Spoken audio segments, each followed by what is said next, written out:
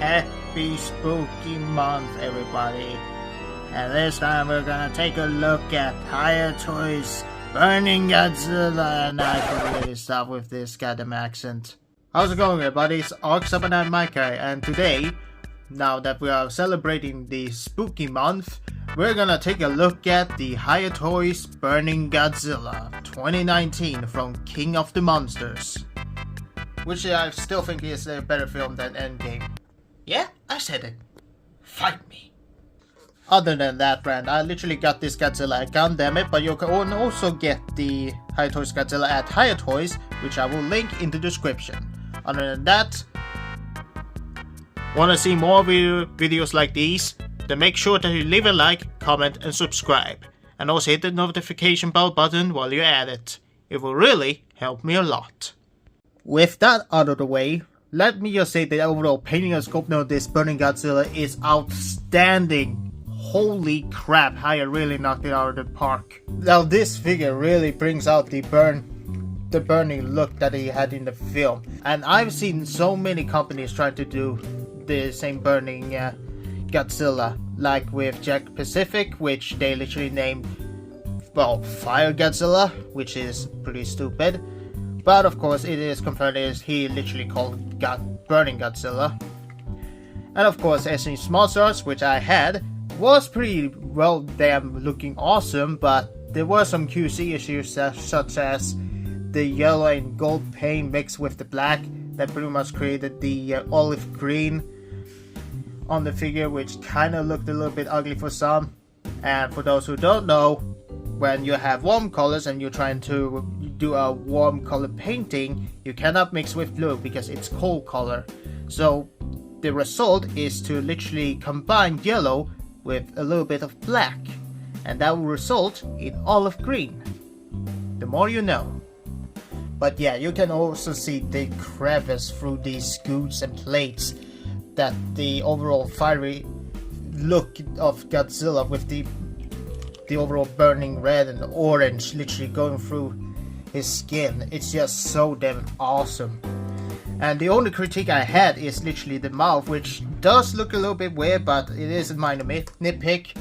But the main issue is kind of the end of the tail, in which it has a nice shading, and then it comes here and it's just, well, just pretty much just yellow paint and now not enough shading. But even then, the overall dorsal plates with the overall fiery feeling look just brings it just feels unique in a sort of way, and you can only know it in real life. It is hard to describe it, but it is only something that you can feel impressive if you have it in hand. And of course, let's not also forget that the overall joint tolerances for this figure is quite outstanding, and I'm literally forcing this, and yeah, this is literally how far I can literally, well, bend the tail without even it popping out. But yeah, for the other side it kind of gets a little bit more, but yeah, you can see here it kind of pops up. But even then, you need to have a lot of force just to pop the ball joints out for the tail, which is still outstanding, considering with S.H.MonsterArts it is easy to pop off. But for this, well, it can pop off, but you still can use a lot of force and not be afraid of it breaking, because it has the combination of Neca and S.H.MonsterArts. And of course I already talked about the articulation, which if you want to see me articulating the figure, you can check it out in the description. But I can show you that it has the opening mouth gimmick, and of course the tongue movement. And of course, let's not also forget the eyes are painted very well, which just makes him look very spooky, which considering it makes sense since it is literally soon Halloween and it is October, so this fits the theme very well. And of course my crappy camera cannot capture the orange, but if you see it properly, like so, you can see the orange cracks in between his head and everything. And yeah, he also has the limitations of the arm, but yeah, other than did that, and of course some joints being stuck. You know what they say, if it ain't broke, don't fix it. And Hiya really did an outstanding job with this figure. So I'm not gonna complain about the figure overall.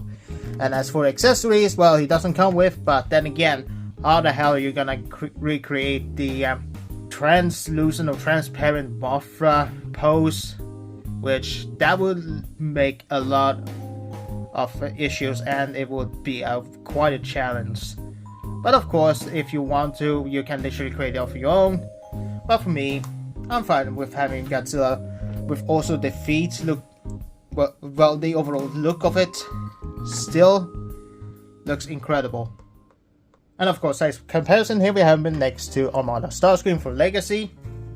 Everyone's favorite Robo waifu, the Flame Toys RC. A fourth party figure that I'm gonna review soon, which is the Bayway Commander Cybertron, which is a fourth party version of the Lemon Tree Optimus Prime. And you know what they say, when life gives you lemons, rip off your enemy's heads. A human skeleton. Man, I'm dead.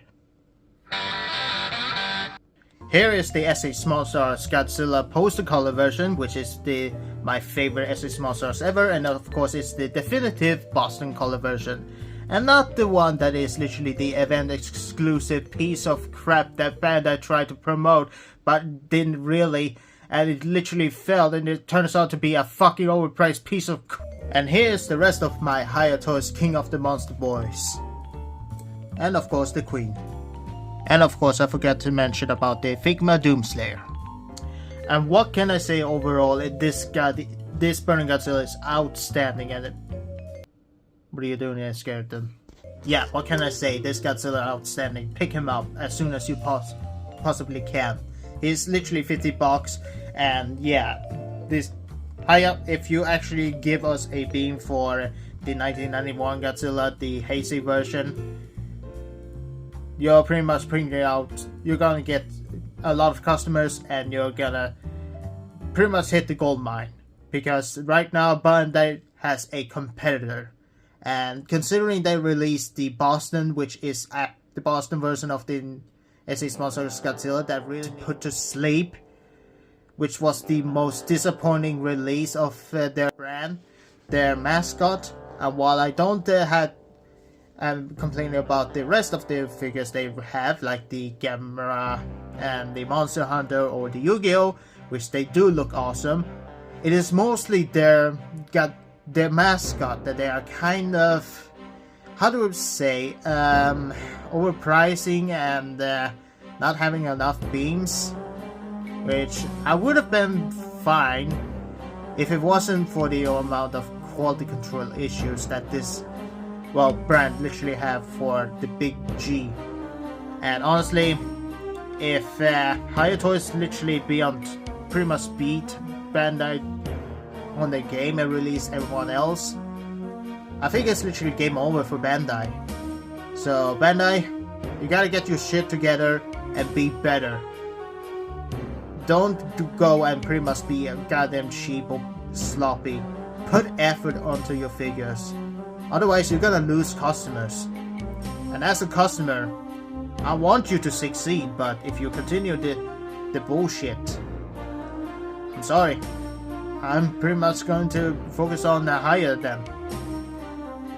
Hey, when did King Ghidorah get here?